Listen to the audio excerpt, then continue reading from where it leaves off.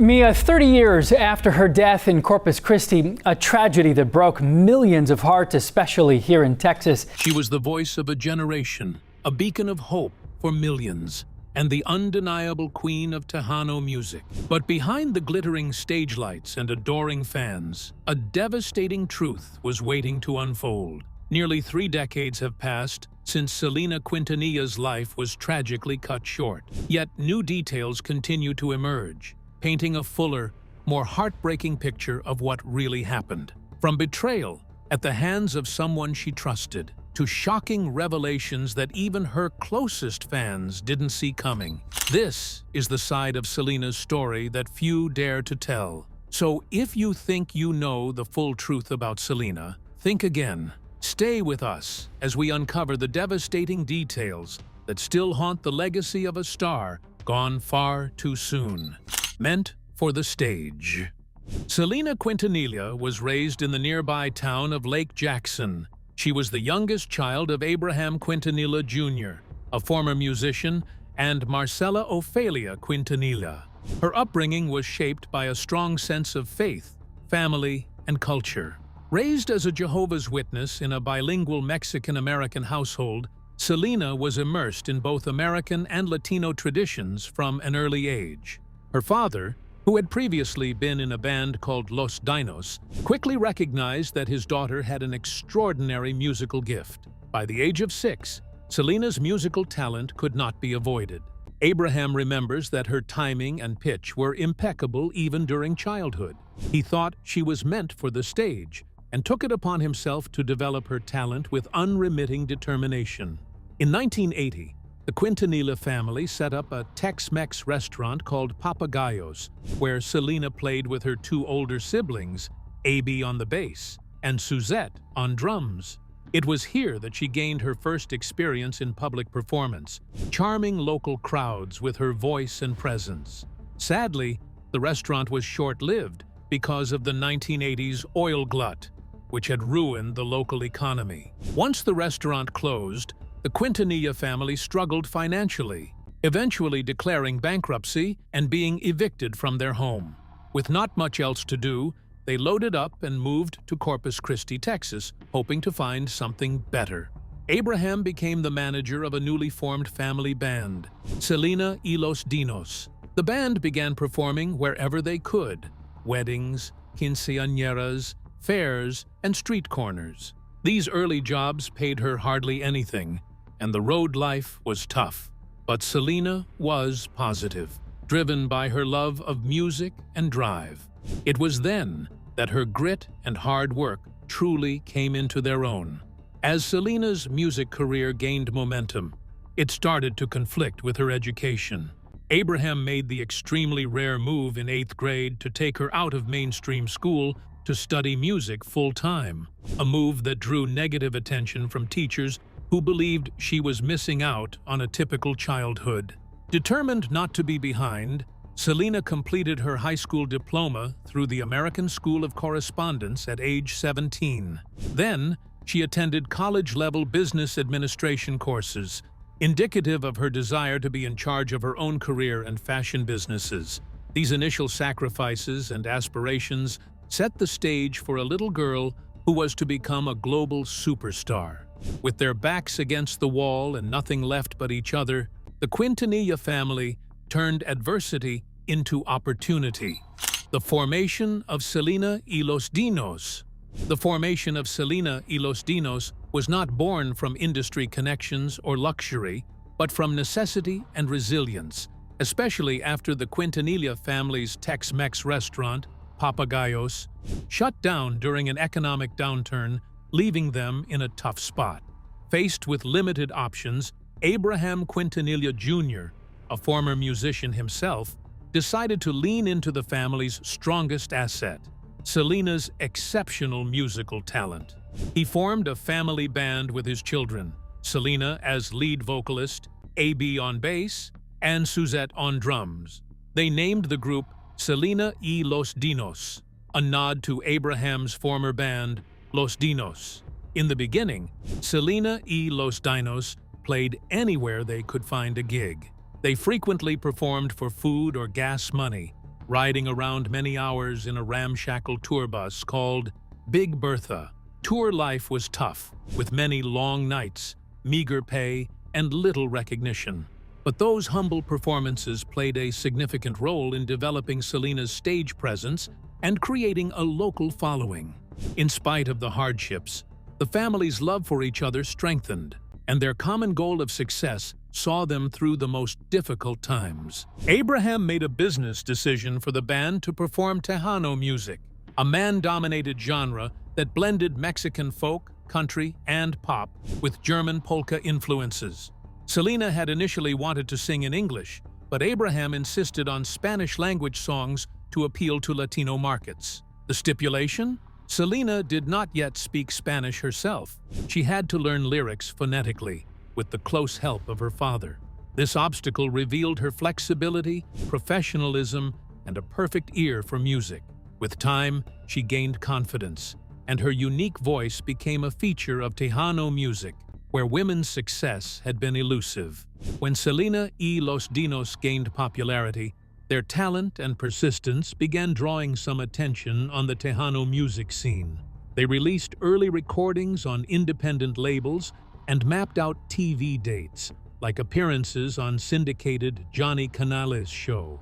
Those bookings were providing good exposure and credibility to the band.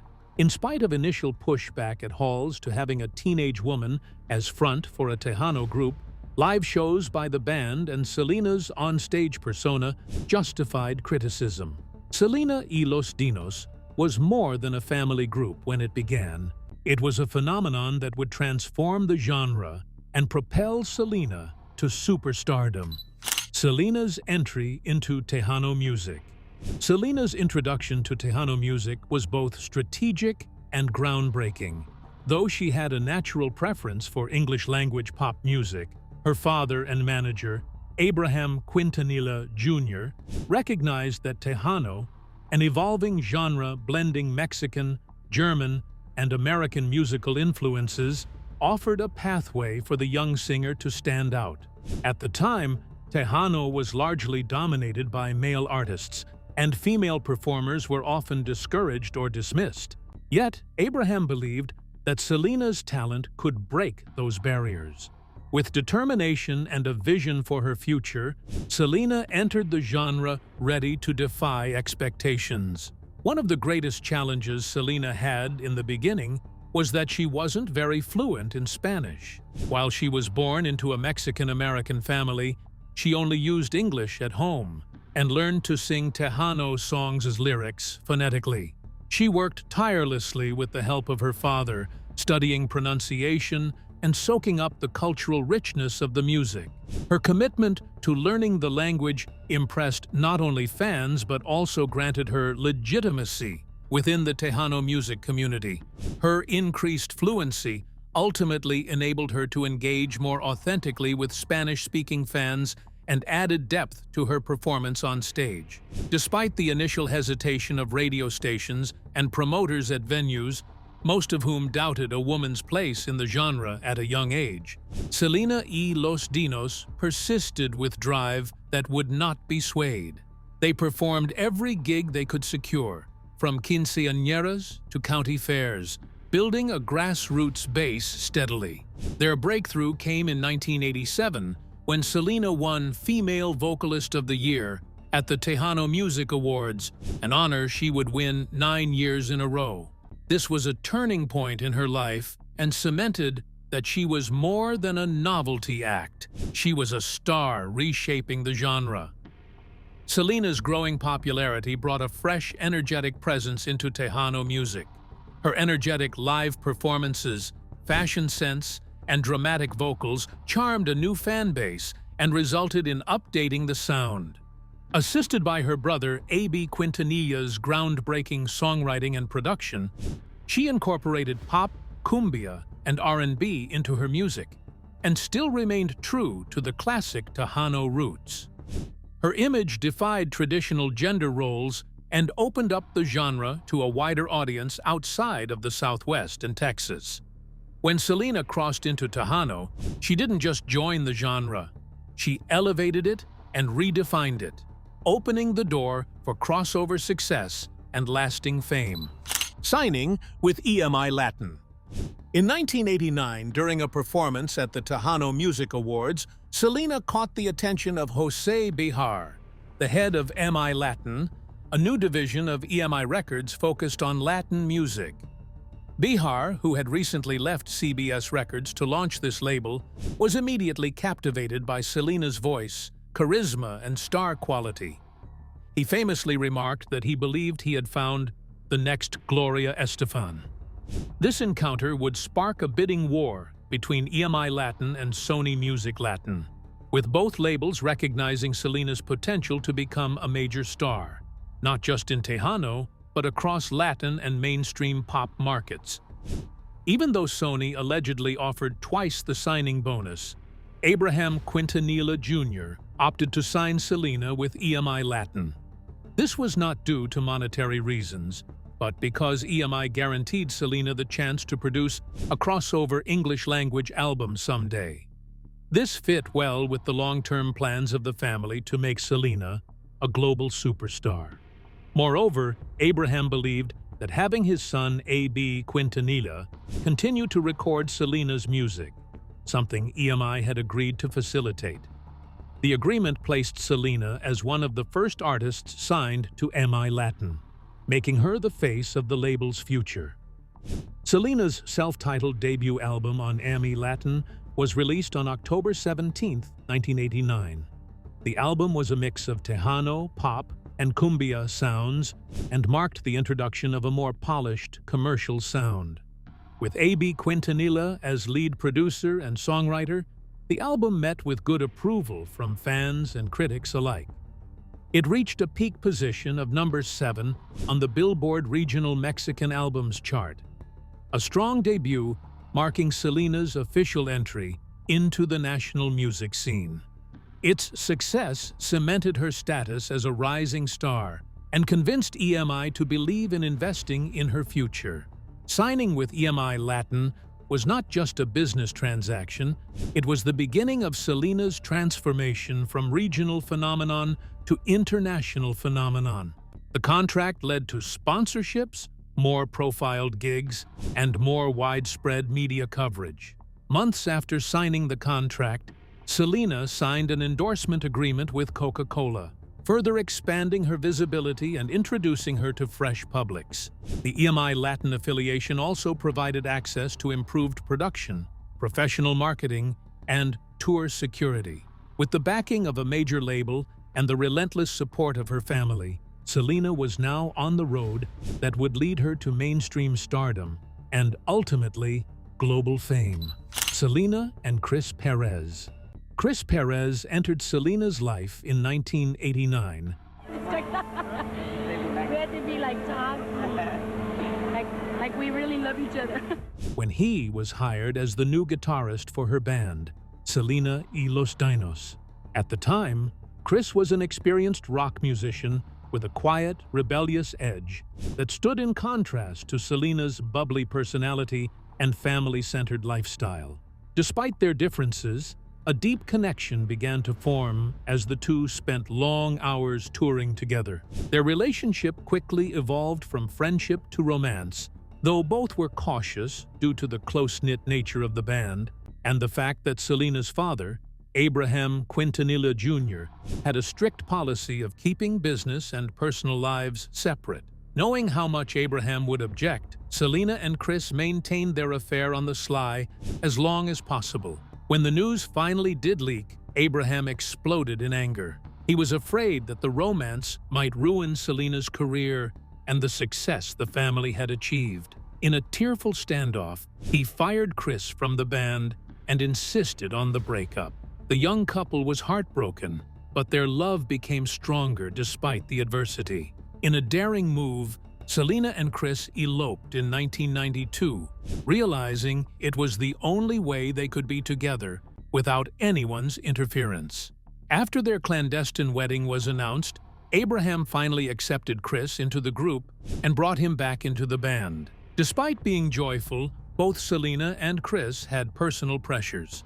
Working side by side full-time, being neighbors with her family, and coping with the whirlwind of Selena's increasing celebrity status meant a delicate balancing act. They fought like any newlywed couple, and the constant stress of being in the limelight at all times sometimes strained their relationship. Despite that, their love was the emotional anchor in Selena's fast-growing whirlwind existence, offering her much-needed normalcy in her growing fame. The love affair between Selena and Chris Perez was brought to a close much too soon by her premature death in 1995. Chris was devastated, calling her not only his wife, but best friend and soulmate. In the years since her death, Chris would not speak much about their relationship until he released his emotional book, To Selena with Love, in 2012. The book provided insight into their life together, laughter, passion, and dreams for the future. Chris's enduring love and respect for Selena worked to preserve her memory, making the world remember that behind the legend was a woman that was loved so passionately, and a love that continues to touch hearts to this day.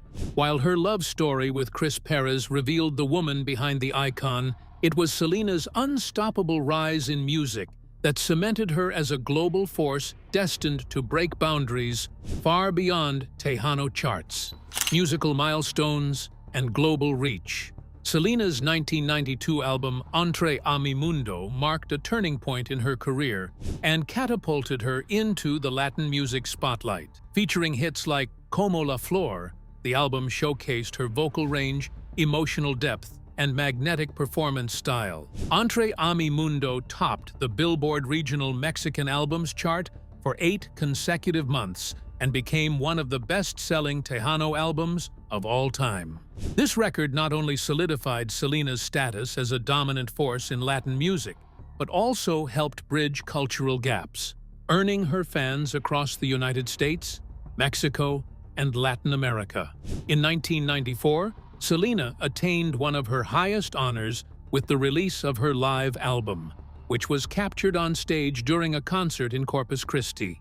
The album consisted of a mixture of live cuts and studio recordings, which expressed the energy and charisma that created her live performances unforgettable. Also in that year, Selena won the Grammy Award for Best Mexican-American Album. After winning the award in 1987 for Best Female Vocalist, Selena went on to win the award about 8 more times. The first Tahhano female artist to receive such an honor. The win was not only a personal victory, but also a landmark for Tahhano music, making it more prominent and serving to vindicate its place in the larger music market. As Selena's popularity increased, so did hers. She started working on a crossover English-language album that exposed her to mainstream pop music fans. She wanted to spread her wings farther than the Latin music market and realize her childhood dream of being an international pop star. She sang English ballads such as I Could Fall in Love and Dreaming of You, a mix of pop, R&B, and her own stardom.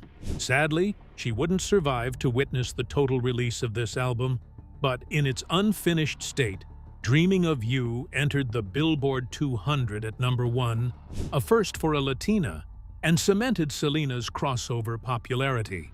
Even in death, Selena's music remained appealing to listeners around the globe. Her voice, her aesthetic, and her influence motivated a new generation of singers on both mainstream and Latin pop stages. Posthumous albums, tribute concerts, and biopic ventures, such as the 1997 film Selena with Jennifer Lopez, and the 2020 Netflix series, brought her to millions who never got to experience her live shows. Selena is now celebrated not just as the Queen of Tejano, but also as a cultural icon whose musical achievement broke barriers and brought Latin music closer to the international stage. Her voice still echoes across borders, languages, and generations. Selena's fashion empire. Selena was not only a gifted musician, but also a style icon. Her stage outfits, often self-designed, blended glamour with Latin flair, featuring rhinestones, bustiers, bold colors, and custom tailoring. These outfits weren't just costumes, They were expressions of her vibrant personality and cultural pride. Recognizing that fashion was more than just a personal passion, Selena sought to turn her sense of style into a full-fledged business venture. In 1994, she launched her own clothing line and opened Selena Entry boutiques in Corpus Christi and San Antonio, Texas, creating a space where fans could connect with her signature look. Selena Etc. was more than a store. It was a beauty and fashion experience. Every store included a retail space and a complete service salon offering hair, makeup, and style consultation services. Selena was involved in developing clothing designs, fabric picks, and even the visual appeal of the boutique. Products in the boutiques varied from specialty wear to jewelry and accessories, even copying Selena's wardrobe on stage. As she was determined to expand the business nationally, Selena had begun building a brand that reflected her vision to empower women in terms of style, confidence, and business. Selena's approach to managing was also hands-on. Rather than expanding in popularity, she actively participated in running her boutiques on a day-to-day basis. She used relatives and friends, as well as committed employees such as Yolanda Saldivar, to run the stores and assist her in running her fan club. Selena's interest in fashion design was an earnest endeavor and not a hobby. She took correspondence courses in business administration just to prepare herself to lead and establish her own brand. She wanted to have her designs gracing the runways and being sold in stores nationwide. Unfortunately, Selena's life and her fashion empire were shortened before she was able to complete her business dreams. But her impact on the fashion world has lasted. Her unapologetic, uncompromising sense of style paved the way for generations of artists and designers, and her boutiques continue to be an icon of what might have been a fashion empire. Her style continues to influence red carpet ensembles, runway appearances, and fan recreations today. Selena's gift to blend music, culture, and fashion into one empowering identity showed that she was well ahead of her time, not just as an artist, but as an innovative Latina entrepreneur. The death of Selena. On the morning of March 31, 1995, Selena Quintanilla, just 23 years old, was fatally shot by Yolanda Saldivar, the president of her fan club and manager of her boutiques. The two had arranged to meet at a Days Inn motel in Corpus Christi, Texas, so Selena could retrieve financial documents amid growing suspicions that Saldivar had been embezzling money from the fan club. Saldivar, who once ran Selena's fan club, is currently serving a life sentence for the 1995 killing that shocked the music world. And Selena, etc. What was supposed to be a business meeting turned tragic when, during a confrontation, Saldivar pulled out a .38 caliber revolver and shot Selena in the lower right shoulder. The bullet severed an artery, causing massive blood loss. Despite her critical injury, Selena managed to get out of the motel room and run towards the lobby for help. Witnesses reported she pointed at her assailant and the room number before collapsing on the floor at the front desk. Emergency responders arrived in a matter of minutes and rushed Selena to Corpus Christi Memorial Hospital, where doctors did all that could be done to save her. Although intensive medical treatment in the shape of open-heart massage and blood transfusions were provided to Selena, she was pronounced dead at 1:05 p.m. The news sent waves of shock across her family members, fans, and the entire music world. She was about to turn 24. Saldivar secluded herself in her pickup truck in the motel parking lot with a gun pointed on her head, threatening to end herself. There was a 9-hour standoff with police where the negotiators pleaded for her to turn herself in. Saldivar was eventually arrested and subsequently charged with first-degree murder. Her motive is under contention, yet the prosecutor said it was because she was being interrogated about her financial improprieties and the loss of the confidence she was about to lose with Selena. Fans could not believe the betrayal. Saldivar was one of the fiercest defenders of Selena. Fans' connection was stunned by news of Selena's death throughout the United States and Latin America. Vigils, memorials, and tributes broke out all over the country, especially in Texas and California, where she was the sweetheart of an enormous and dedicated fan base. Tens of thousands of her fans came to her public viewing in Corpus Christi to pay their respects. Her death was as much a personal loss to friends who knew her as it was a cultural loss to the entire Latino community. Selena was a budding star with crossover appeal, a dream, and a pride, and her sudden passing left the world mourning a life and career too brutally shortened. Early red flags. Ignored. Months before Selena's tragic death, subtle signs hinted that Yolanda Saldivar wasn't who she seemed. People close to Selena noticed odd behavior. Things like Yolanda being overly possessive and acting strangely around the singer. Despite these warning signs, Selena's trust in her was so strong that concerns were brushed aside. Yolanda often inserted herself into private moments and acted as if she had more authority than she actually did. Some friends even recalled instances where Yolanda would speak for Selena, making decisions without her approval. It's clear that Yolanda's obsession had crossed dangerous lines long before anyone fully realized it. Selena's personal designer, a longtime friend, recently spoke out about those troubling times. He remembered how Yolanda's presence sometimes felt off, but Selena's kindness made her overlook it. He shared emotional stories about their close bond, painting a picture of how loyal and caring Selena was, even when people didn't deserve it. He described Selena as someone who always gave people the benefit of the doubt, even when it wasn't the safest choice. There were moments when the designer wanted to warn Selena more directly, but held back, not wanting to upset her. His regret now is palpable, as he wonders if speaking up could have changed the course of events. During the months prior to Selena's slaying, tension simmered below the surface. Yolanda's job in running Selena's boutiques and fan club began to get dirty, with funds disappearing and complaints piling up. Despite rumors and worries from friends and relatives, Selena attempted to deal with the situation with kindness, a decision that ultimately cost her dearly. Selena scheduled a meeting with Yolanda to confront her, hoping to resolve everything quietly and avoid a scandal. Friends urged her to bring someone along for protection, but Selena believed Yolanda was still a friend deep down.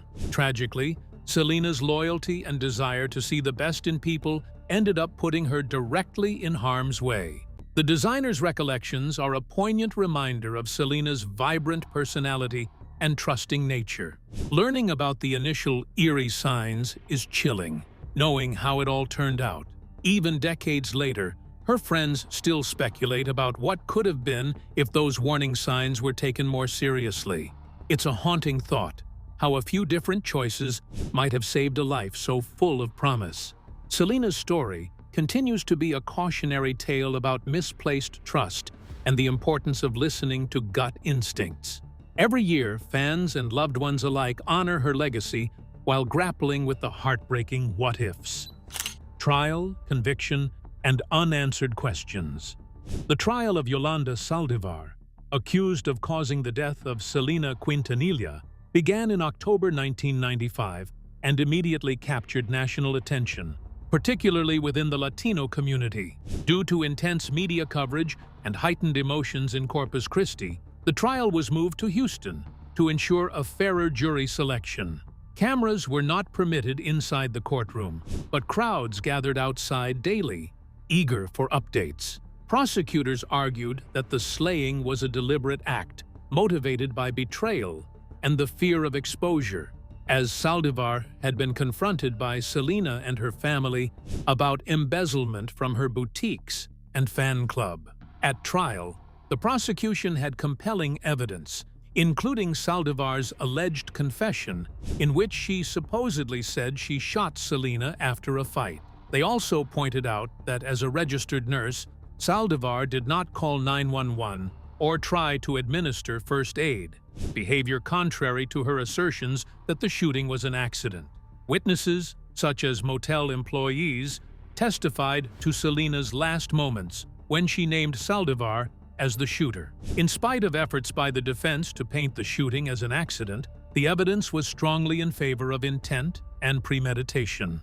On October 23, 1995, following a comparatively brief deliberation, the jury convicted Yolanda Saldivar of first-degree murder. She was sentenced to life in prison with the option of parole after 30 years, which would make her eligible in 2025.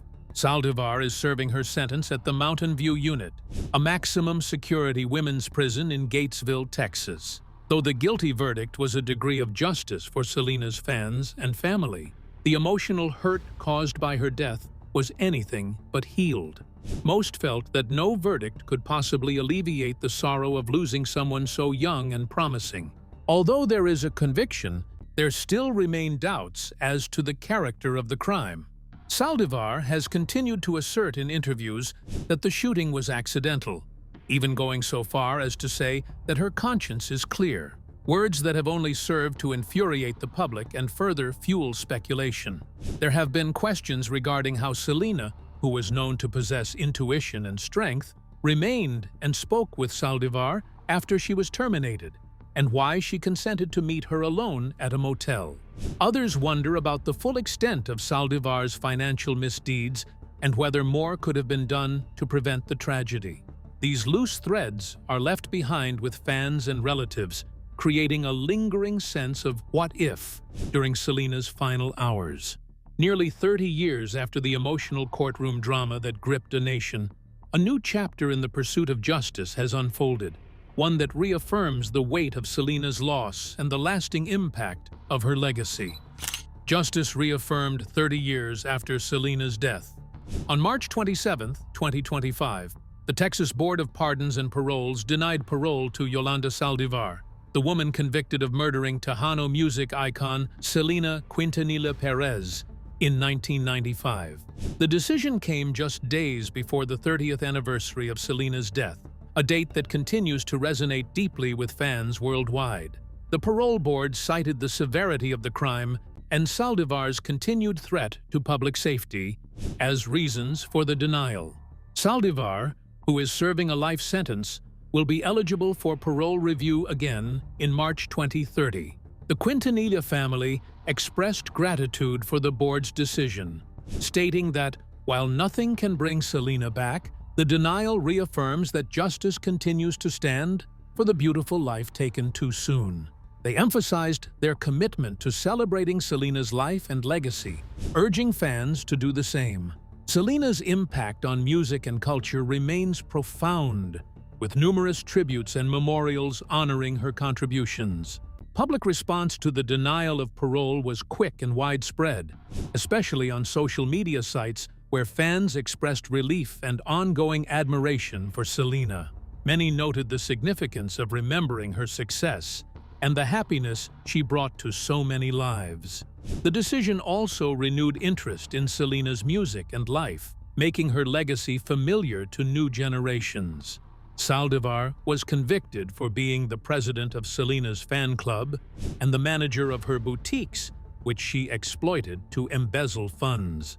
After being accused of the inconsistencies by Selena herself, Saldivar murdered the singer at a motel in Corpus Christi, Texas.